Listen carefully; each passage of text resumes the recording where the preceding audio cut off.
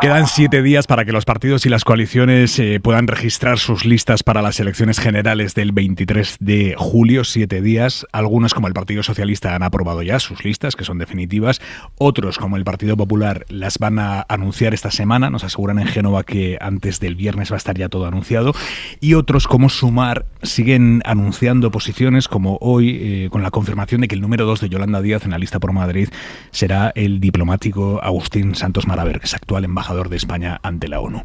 Vamos a empezar por el elefante en la habitación, que es Sumar, y luego ya hablamos de todo lo demás. Hoy le han preguntado a Yolanda Díaz 5 veces sobre Podemos e Irene Montero y ha eludido entrar en el fondo del asunto. Ha dicho que los españoles están esperando soluciones a sus problemas y que el resto no tiene demasiado interés. Iglesias, los ánimos en Podemos, ¿cómo están? Bueno, hay pues, lógicamente mucha gente triste y mucha gente con una enorme sensación de injusticia. Podemos, ya ha dicho, yo creo que con una enorme responsabilidad que pasa por debajo del futbolín, que hay algo por encima de cualquier consideración, y es poner todo lo que sea necesario para minimizar las posibilidades de que no haya un gobierno de la derecha y la ultraderecha, y para eso hay que ir a las elecciones con Sumar, a pesar de, bueno, pues de lo que está viendo todo el mundo. Creo que el partido lo único que está planteando es algo que es sensato, que es justo, y es que se rectifique la decisión de Yolanda sobre un veto, que más allá de lo que cada uno pueda sentir personalmente, lo que yo pueda sentir, es un error político a la vista de lo que estamos viendo. Creo que además ha generado rechazo incluso en sectores muy cercanos a Yolanda y a Sumar, que no entienden lo que significa eso, que no entienden lo que significa un veto a una persona que ha sido y que es un referente de las políticas feministas y que precisamente por eso ha sido atacada hasta la saciedad. O sea, con Irene no han parado desde 2016. Yo me acuerdo cuando fue elegida portavoz parlamentaria, los ríos de tinta que corrieron para decir que nunca estaría al nivel del hombre que la precedía en esa responsabilidad, cómo se han burlado de ella por haber trabajado de cajera el tiempo que sacaba con media de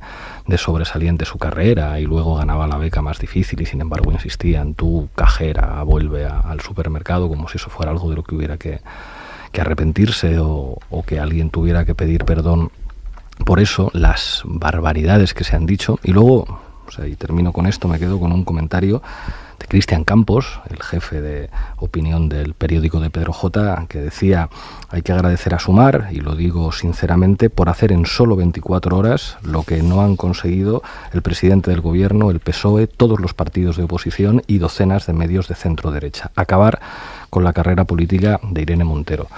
Cuando un tipo como Cristian Campos dice esto, yo creo que quizá algunos deberían reflexionar, y creo que Yolanda está a tiempo. Todos nos podemos equivocar y creo que rectificar no es un síntoma de debilidad, al contrario, sino de capacidad de escucha, de humildad y de sentido común. Creo que hay muchas feministas en este país, algunas que están de acuerdo con todo lo que ha hecho Irene Montero, otras que no tanto, que sienten que esto es una barbaridad y una injusticia. Cuando hablas de Yolanda Díaz permanentemente en relación a esta decisión, ¿es porque se lo atribuyes a ella personalmente? No es que yo se lo atribuya, es que eso es lo que pusieron encima de la mesa los negociadores. Y un negociador no pone eso encima de la mesa si no tiene una instrucción directa. Esto lo sé porque yo he trabajado en eso y sé cómo son ese tipo de reuniones. Está en su mano que eso no ocurra. ¿Y crees que puede pasar esa rectificación? ¿Crees que se puede levantar ese veto que denunciáis? En política casi todo es posible con voluntad y sobre todo cuando se tiene sentido común. Todos nos podemos equivocar en política y a todos, digamos, nos pueden empujar determinados sentimientos. Yo entiendo que en este caso hay una voluntad clara de que Podemos pinte muy poco y eso ya se ha conseguido. Podemos pinta muy poco en esta campaña. Podemos asume con responsabilidad que va, que participa, que estamos en eso, que nos ponemos a las órdenes, pero creo que se han atravesado algunas líneas que no es sensato atravesar. Creo que esto es excesivo y que eso O sea, que José Luis Rodríguez Zapatero salga hoy, que no es sospechoso de ser de Podemos, diciendo, en fin, yo valoro mucho la lealtad, que Vox Pop, que muchísimos sectores de la cultura y del feminismo más cercanos a lo que puede representar Yolanda que a Podemos digan, esto me parece una barbaridad, ayer estuvo, antes de ayer, Willy Veleta en el acto de presentación de Sumar y preguntaba a los asistentes por el veto y todos decían que estaban en contra y los únicos que decían que no estaban en contra decían que les dolía la cabeza en ese momento y que no querían hablar. Yo creo que lo sensato sería rectificar, ojalá que esa rectificación ocurra. Cuando dices, hemos pasado por debajo del futbolín, ¿es porque interpretas que ha habido una intención de humillar? Yo no voy a contestar a esa pregunta, es lo que decía esta mañana Susana Griso cuando estaba hablando en Antena 3 con Redondo, le decía, yo creo que les han humillado, no lo sé.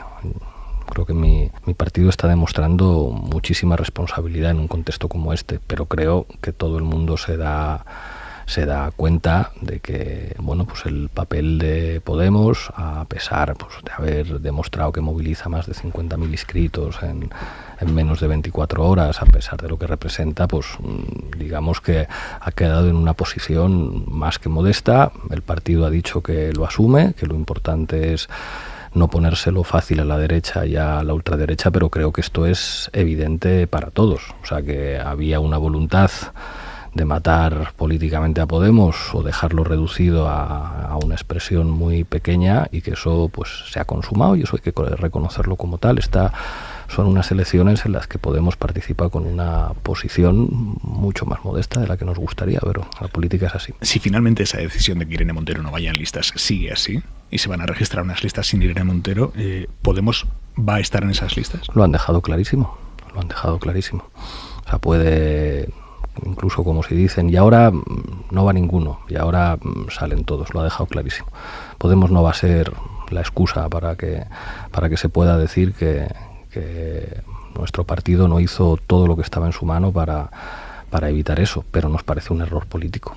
Nos parece que el veto a Irene Montero es algo que puede hacer mucho daño y que ya lo está haciendo, de hecho, en este momento y que está haciendo que mucha gente diga esto no lo entiendo. Cuando nosotros planteamos una rectificación es porque entendemos que si eso se produjera, partiríamos con muchas mejores opciones para evitar algo que, por desgracia, cada vez parece que se acerca más y las encuestas son para estar preocupados, y es que podemos tener un gobierno con el Partido Popular y con Vox. Revalidar el gobierno de Pedro Sánchez, que cada vez, te lo he dicho muchas veces, cada vez es menos el secretario general del Partido Socialista y más el caudillo de una coalición que tiene componentes que pugnan claramente con la Constitución, impugnan el régimen del 78 y han hecho una enmienda a la totalidad, a la reconciliación nacional que supuso la operación del 77. Venga, Iglesias. Hay algo muy educativo en el debate que estamos teniendo. Carmen le dice a Margallo, vosotros vais a pactar con Vox. Y Margallo responde a Carmen, y vosotros con los de Podemos y con los terroristas de Bildu. ¿Cuál es la diferencia? Que a la derecha le es absolutamente inocuo que el Partido Socialista o la izquierda le diga ustedes van a pactar con ultraderechistas. Absolutamente inocuo. No pierde ni un solo voto el Partido Popular por gobernar con Vox. Y eso creo que todos lo sabemos aquí. Es más, la victoria cultural e ideológica de la derecha y de la ultraderecha llega al punto de que incluso su discurso penetra en la izquierda. Porque lo que dice Margallo de ustedes están pactando con los de Podemos, que son contra el régimen del 78 y contra los de Bildu, eso sí que afecta a la izquierda. ¿Por qué? Por esa victoria. Y pongo un ejemplo. Esto que voy a leer es de un periodista que supuestamente es muy de izquierdas, se llama Antonio Maestre y habla mucho en La Sexta. ¿Pero qué traes ahí? ¿Un resumen de prensa?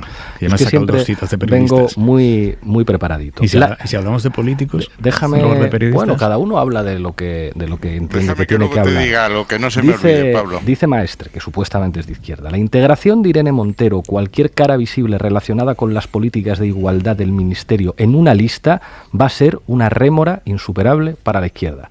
Si alguien que supuestamente es de izquierdas compra esto que es el discurso de la derecha y la ultraderecha, y dice, si la izquierda lleva en sus listas a Irene Montero o a cualquiera del equipo del Ministerio de Igualdad, lo está diciendo un hombre, ¿eh? Lo está diciendo un hombre. Esto es una rémora para cualquier lista de izquierdas. Entonces entendemos lo que ha ocurrido en este país.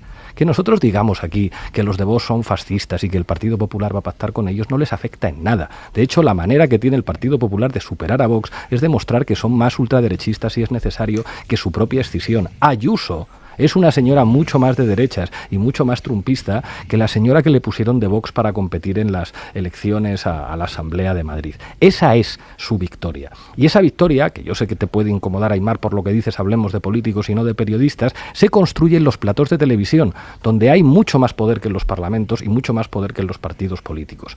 Que hoy estemos hablando de Berlusconi y nadie diga, oiga, ¿hay libertad de prensa en Telecinco y en 4 para que salgan allí los profesionales de prensa diciendo que ese señor fue condenado por violación, que fue condenado por sobornos, que fue condenado por fraude fiscal? ¿Alguien ha dicho eso en Telecinco o en 4 hoy? No se puede decir. Cuando yo iba a la tertulia de Cintora en 4 y hablaba de berlusconización de la política, en las pausas Cintora me decía, cabrón, cállate que acuérdate de dónde estamos. Así es como se normaliza al fascismo y a la ultraderecha, y así es como Margallo puede decir, estos del PSOE están pactando con los de Podemos que se comen a los niños y con los terroristas de Bildu. Y claro que eso afecta, y sin embargo nosotros decimos, están llevando ultraderechistas al gobierno y no les afecta en nada, por su victoria cultural. Y cuando un tipo que va de izquierdista como maestre escribe desde La Sexta, no puede haber una señora como Montero ni nadie de ese ministerio en una lista, está tragándose hasta la náusea el discurso de la ultraderecha. Carmen. José Manuel, mira, Dime. ¿sabes de lo que habló el vicepresidente de Castilla y León, Vox, metido ya en vuestro gobierno? Del aborto, de la interrupción voluntaria del embarazo. Eso ¿Vale? no sé. Venga, O sea, Iglesias. lo que es impresionante es que escuchemos a... Le tengo mucho cariño a Margallo, pero es un señor del Partido Popular. Que alguien del Las dos partido... cosas, señor, y del Partido Por eso, no te preocupes, yo te reconozco todo.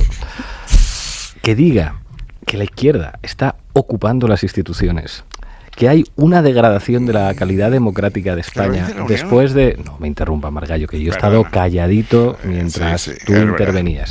Es Estamos en el país en el que militares retirados dicen que hay que fusilar a 26 millones de rojos, en el que hemos visto a mandos de la Guardia Civil actuar abiertamente contra el gobierno, en el que hemos escuchado a la derecha decir que el gobierno era ilegítimo, en el que hemos visto cómo en el Poder Judicial durante 4 años los actores judiciales de la derecha se perpetúan, en el que el Tribunal Supremo tiene un operador político que se llama Marchena, que utiliza el Tribunal Supremo incluso para intervenir en las negociaciones de Podemos con Sumar. En este país en el que el anterior jefe del Estado se va de rositas y en el que hay gente en la cárcel por hacer canciones, por hacer rap, el país en el que se metió en la cárcel a los titiriteros, la derecha incluso se permite decir que hay una degradación democrática porque existe la izquierda que está ocupando las instituciones. ¿Esto qué revela?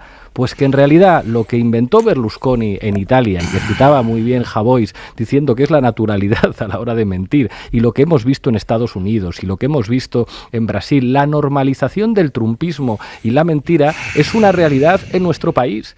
Si en este país hay un problema de normalidad democrática, tiene que ver con que la derecha nunca se ha creído la democracia liberal. Se cree en la democracia liberal hasta que los resultados electorales no les gustan y entonces dicen que hay un montón de enemigos de España, separatistas, comunistas, que los comunistas no tienen una ideología democrática, que los que quieren romper España no deberían poderse organizar de manera legal. Todo esto es el discurso de la derecha cada vez que alguien que no les gusta tiene apoyos electorales suficientes para organizarse en el gobierno. Y esto ocurre en España y ocurre en muchos países. Pero el problema no es la derecha. Si la derecha es así y siempre será así. Es más, la derecha está tan confiada en este momento con las encuestas que ya no están desplegando lo que decían hasta hace 20 días. Como haya apoyos suficientes de las fuerzas políticas progresistas para formar un gobierno, hablarán de fraude electoral, porque prepararon todo el terreno para hablar de fraude electoral.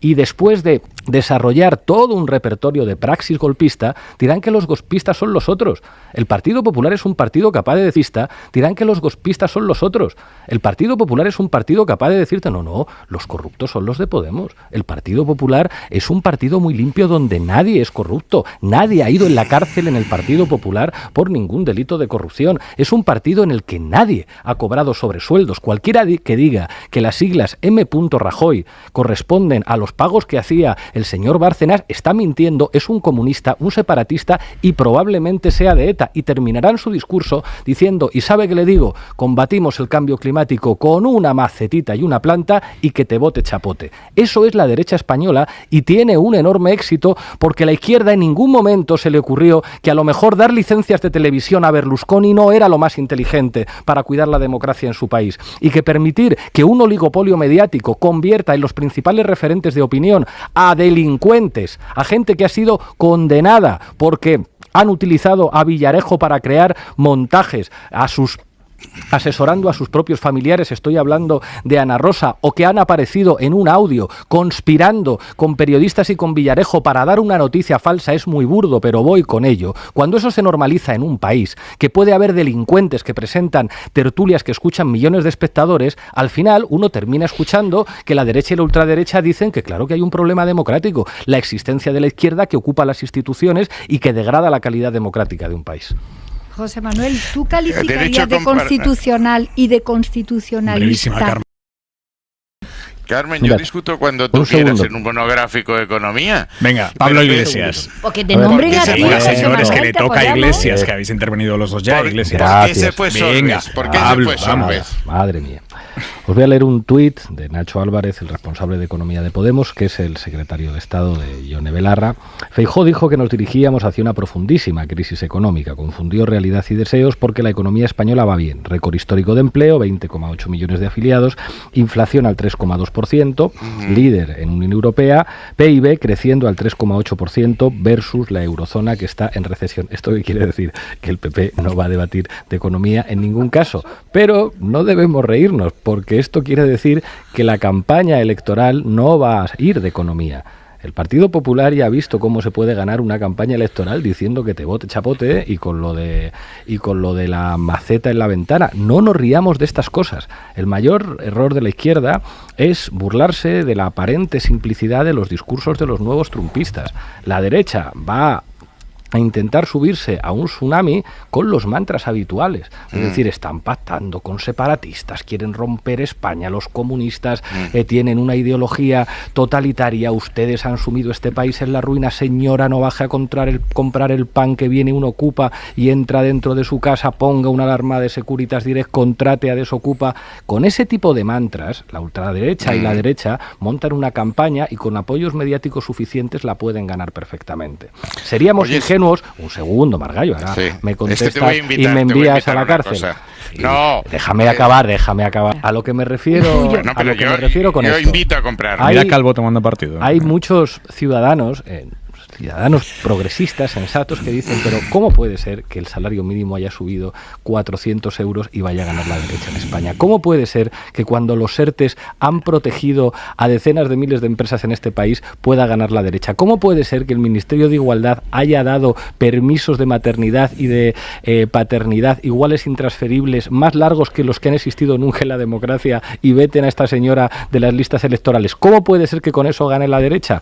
Porque en este tipo de sociedad las batallas culturales e ideológicas son el centro de la política y hasta que no entendamos eso, los del que te bote chapote y el le voy a tirar una maceta en la cabeza rojo de mierda y así acabo con el cambio climático y con los rojos podrán seguir ganando elecciones. A ver, hablando de cambios legislativos y de economía, esta noche... Perdona, una observación. ¿Qué? Tú nos has fichado por listos, a los tres. Hombre, vamos, los más listos. A mí por guapo, habla por ti. Eso también influyó. No, a mí por feminista, creo. Venga. Bueno, pues a mí por listo, por feminista y por guapo. Entonces, no, feminista no puede ser, José Manuel, eso te lo cuento un día. Absolutamente feminista. No, eso no puede ser. ¿Cómo no va a ser feminista si le encantan las mujeres? Que no puede ser por su partido. Pablo, lo que he aprendido es que el micro no se tose, tío. Tienes razón, pero es que estoy fatal. No me extraña, Pablo, no me extraña, es que te han sacudido a modo, ¿eh? Mira que te lo advertí. Mientras no me envenenen. Pues que te prueben la comida antes, ¿eh? Pues, a partir de ahora voy a ir contigo para que la vayas probando tú, que ya tienes una edad y te puedes permitir faltar. Oye, ¿qué os parece eso?